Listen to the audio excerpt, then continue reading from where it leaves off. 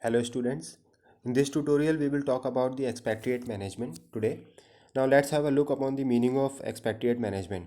An expatriate is an individual living in a country other than his or her country of citizenship, often temporarily and for work reasons. An expatriate can also be an individual who has withdrawn citizenship in their home country to become a citizen of another.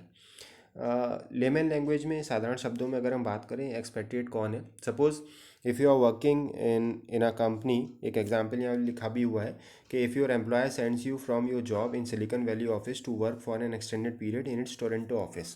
किसी employer ने आपको silicon valley के office से अगर transfer किया है Toronto office में for some kind of project, then you can be an expatriate or expat after you arrive Toronto. Toronto में आप क्या कहलाए जाएंगे? Expatriate management. देखिए, इससे पहले के ट्यूटोरियल्स में भी हम बात कर चुके हैं ऑलरेडी निगोशिएशंस के बारे में, इंटरनेशनल ह्यूमन रिसोर्स मैनेजमेंट के बारे में. And there have already spoken a few things like when you have to manage the employees globally.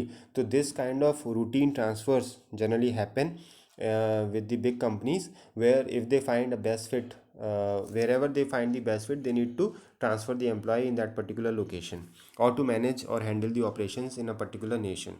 So this expatriate management is very important nowadays. Now, what are the different dimensions of the expatriate management? Just have a look. On your screen, you can find the one is the self dimension. Self dimension basically relates to yourself and the skills that enable a manager to maintain a positive self image. Generally, if you want to be expatriate, so the first is that you should be groomed, you will be trained, and you should have such kind of skills that you can show to the company that yes, I can manage the global operations single-handedly. The second will be the relationship dimensions, the skill required to foster relationships with the host country nationals.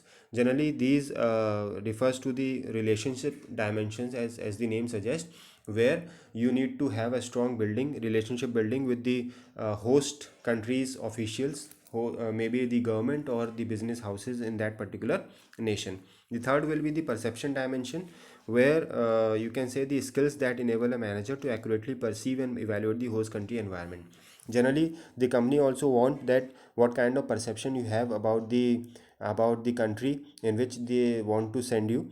So perception dimension basically talks about that how the culture and the different things are understood by you and what kind of thinking or approach or attitude you have about that host nation. What are the important factors for expatriate managers? Just have a look. The first is the cultural intelligence. देखिए, जो भी expected managers हैं उसके लिए सबसे पहले है cultural intelligence होना. Means you may be able to understand the culture and the differences among different culture. If you have this kind of skill, you can be turned up into a good expatriate. The second is the family situation. Generally, the people who have the families, they feel a kind of problem in to become an expatriate, and if you are free you can easily move from one nation to another. But nowadays the things are changed and the companies also consider this fact that along with the employee they have their personal lives also, so they do a lot of money, they spend a lot of money on managing the employees and spouses and the children of that particular person also. Then comes the flexibility and adaptability. It's totally up to you that how much flexible you are and how much adaptation you have related with the global scenario. So ability to fit according to the changed circumstances is one of the quality which the today's managers need at most. Job, knowledge and motivation. It is the ability to transfer knowledge smoothly. Generally, how much experience you are having, that also suggests you that what kind of knowledge you can impart to the second person. So as a manager and especially as a global manager, you need to train the employee globally. You need to persuade your team members also, and for that sake you need to impart them the knowledge of different kinds, different cultures. Relational skills are also one of the important factors for expatriate managers. It is the ability to build up relationships more actively. See, if you have a shy nature or if you are introvert, then the people may feel such some difficulty in being an expatriate. But if you are outspoken and if you have this kind of relational skills, means your interpersonal skills are good, then it is easy for the managers to be an expatriate. Lastly is the extra cultural openness. Extra cultural openness means the ability to communicate with the others more openly. This is again one of the quality that you warmly welcome the people from the other culture also, and you try to understand that what their culture is and what they feel about your company, or what is their opinion about the different aspect. That basically talks about the extra cultural openness. It's a fact which is written in the new line, blue line there. Like 2 out of 5 managers fail when sent abroad due to insufficient preparation. It is generally found as a part of statistics. Not everyone who is sent to abroad will become successful.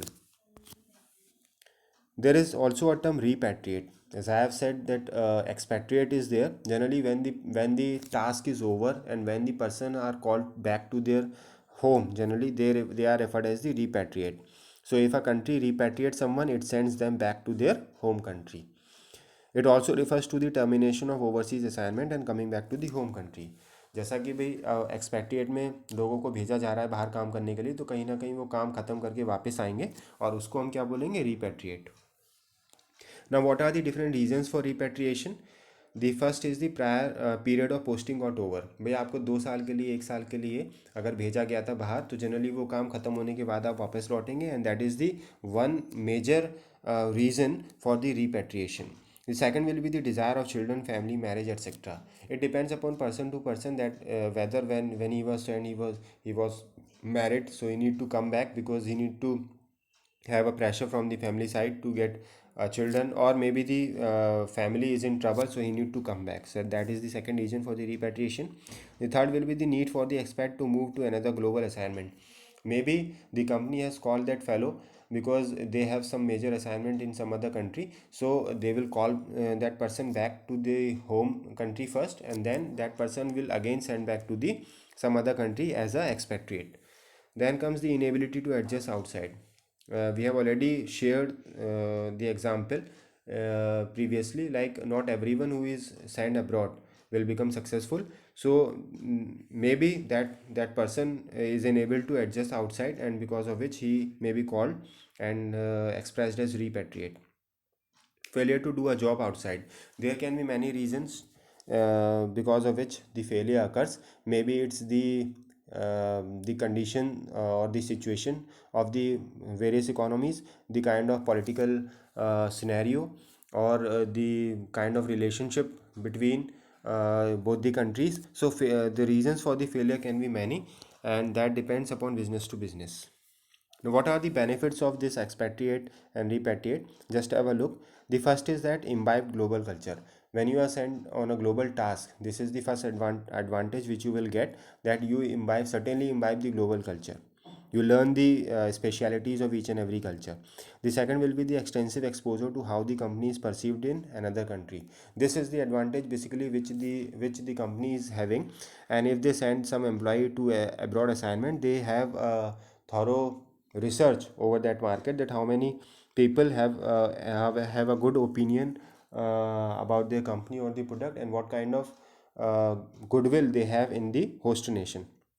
The third will be the value added to their personal and professional life.